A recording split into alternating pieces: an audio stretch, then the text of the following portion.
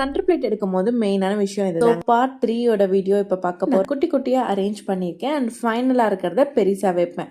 So அப்போ தான் நம்மளுக்கு ஃபினிஷிங் லுக் நல்லா பிகினராக இருக்கீங்க. என்னால் ஒரு 8 ப்ளீட் 9 ப்ளீட் ஹோல்ட் பண்ண முடியலன்னா பெக் யூஸ் பண்ணி ஒரு 3 ப்ளீட்டாக எடுத்துகிட்டு ஹோல்ட் பண்ணிக்கலாம். அந்த சென்டர் பிளேட்டில் முக்கியமான விஷயம் என்னென்னா அரேஞ்ச்மெண்ட் தாங்க. ரொம்ப க்ளோஸராக தான் அரேஞ்ச் பண்ணுறேன். ஏன்னா நம்ம ஃப்ளஃபி ப்ளீட் பண்ண போகிறோம்.